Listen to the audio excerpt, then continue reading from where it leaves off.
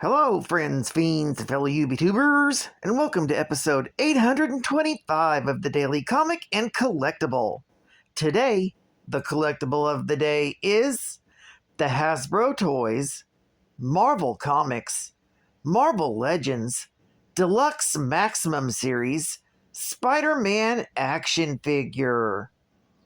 Bring the excitement and wonder of the Marvel Universe to your collection with the Hasbro Marvel Legends Maximum Series Spider-Man figure. This collectible figure is detailed to look just like the character from Marvel's Spider-Man comics.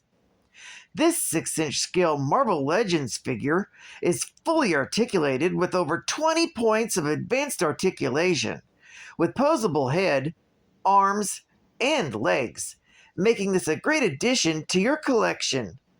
The Maximum Series action figure is bursting with accessories.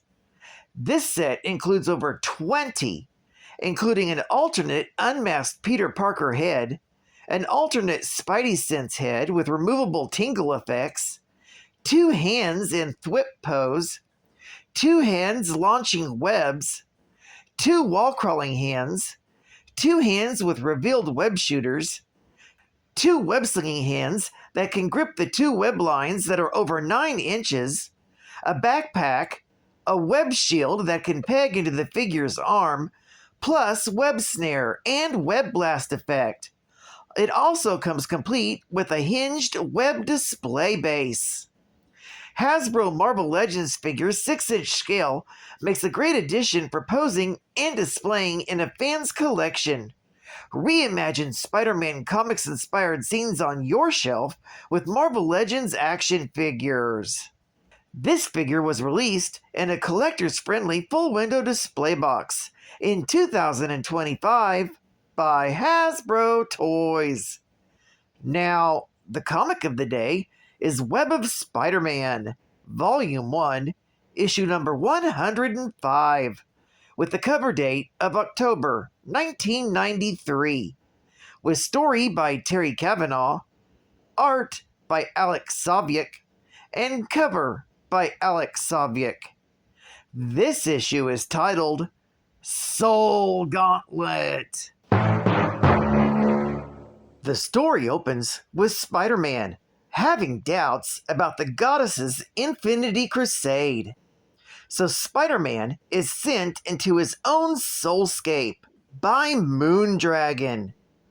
In his mind, he's haunted by the images of the Green Goblin, Venom, Carnage, as well as visions of his friends and family, including his wife Mary Jane, his Aunt May, and Uncle Ben, J. Jonah Jameson, and even his father Richard Parker.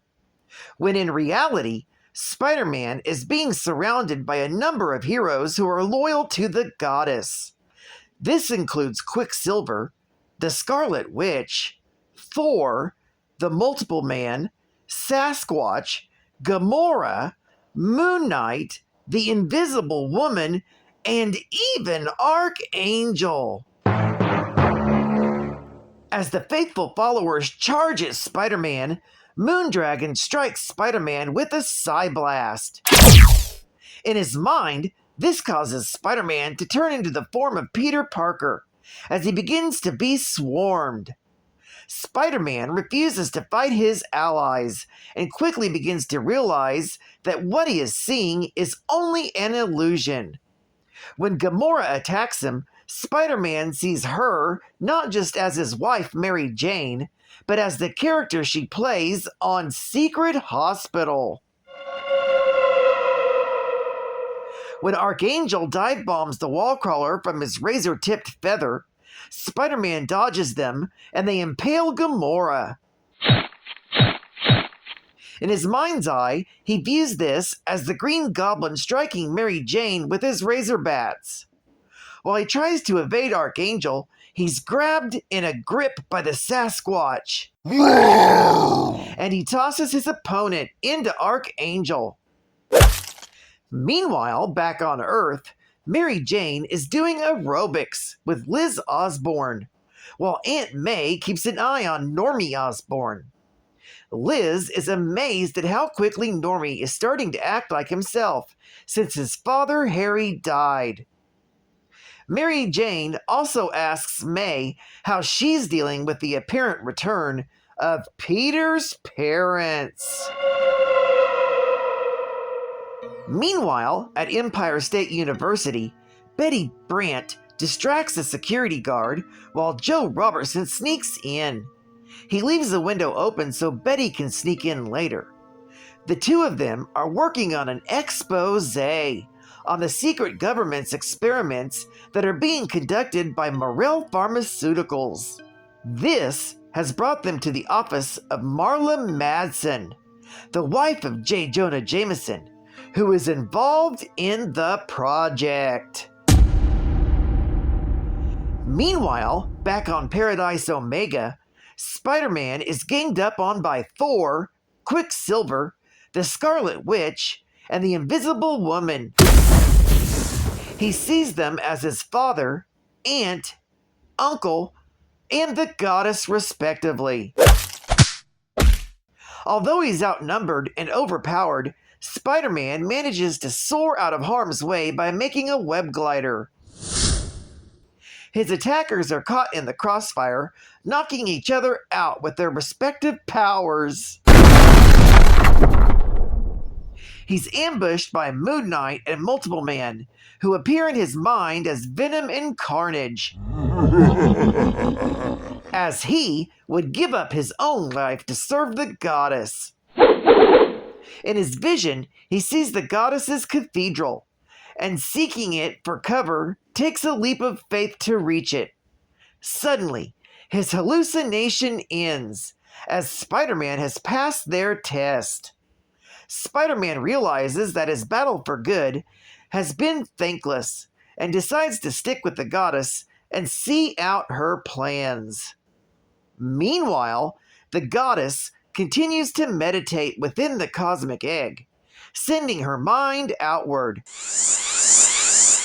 She watches as those who are against her mission of universal peace are gathering their forces.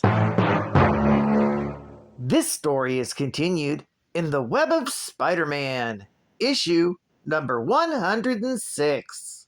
Geek Fact: this story takes place between Infinity Crusade, issue number 2, and issue number 3, from July and August of 1993. Bonus Geek Fact: the Thing is depicted wearing a mask in this issue.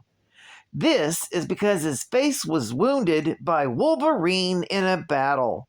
In Fantastic Four, issue number 374, from March of 1993. His face will finally be healed in Fantastic Four, issue number 409, from February of 1996. State-of-the-art gaming! Your worst nightmare just hit town on SEGA Genesis. Bart's in deep, deep trouble.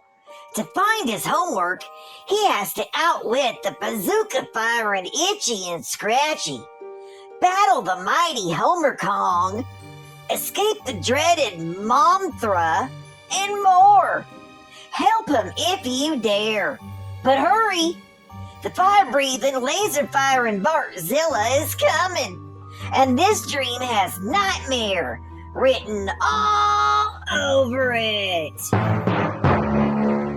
Available now for the SEGA Genesis, only by Flying Edge.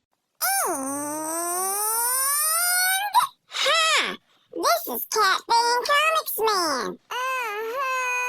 And have I got news for you? You better listen, girl. Get ready, you comic fans. You better listen and leave those umbrellas at home. The comics are rising. The facts are getting low. According to all sources, YouTube's the place to go. 'Cause every morning at the same time, just about 8 a.m., you're gonna hear Cat Fans Geek Facts, and the final one's gonna be great! It's a raining facts! Hallelujah, it's a raining facts! That's what Cat Fan says! Short facts, long facts, nice and mean! Some rough, some tough, a lot of dirt if you clean! It's the final geek fact now! The Infinity Crusade is the third part of a trilogy, with the other two being Infinity Gauntlet and, of course, the Infinity War. The Infinity Crusade started when the Goddess gathered 30 cosmic containment units and merged them into the Cosmic Egg, an artifact capable of fulfilling her wishes. The Goddess uses the Cosmic Egg to create a planet, Paradise Omega, as her base of operations. The Goddess then recruits many superheroes to her side. The heroes she chose were either religious, spiritual, or had a near-death experience. The Goddess told the heroes that she wished to banish all evil from the universe, and that the heroes needed to defend her while she was meditating within the Cosmic Egg. The heroes swore allegiance to the Goddess, some seemingly brainwashed, though a few heroes had their doubts. Moondragon became the leader of the Goddess's troops.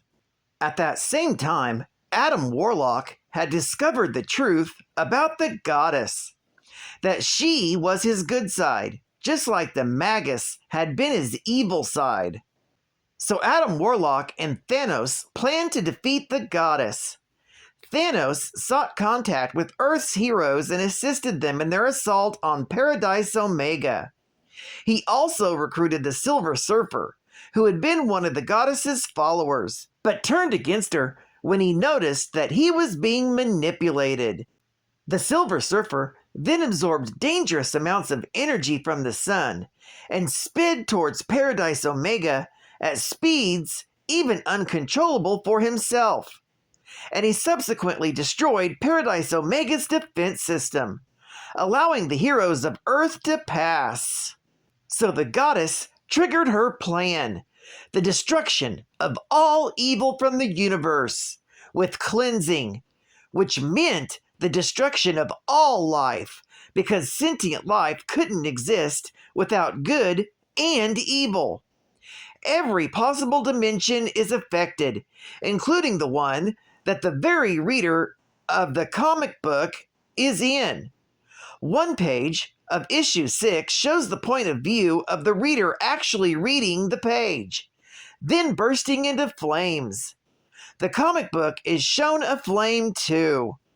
However, it was all just a trick crafted by Warlock, as he had caused the illusion of the destruction of all existence moments before it would have actually happened. It is later explained that those affected perceived the moment as it passed flight of fancy, a momentary nightmare, or other rationalizations. Thanos, Warlock, and a restored Professor X worked together against the Goddess, and finally absorbed her soul into the Soul Gem. Thanos returned the heroes to Earth and destroyed the Cosmic Egg and Paradise Omega. Well, I'd like to thank you for joining me for another Daily Comic and Collectible, and I hope to see you again Wednesday. This is Cut Fun Comics Man, and I'll catch you on the flip, my Thunder Kitties. Over and out.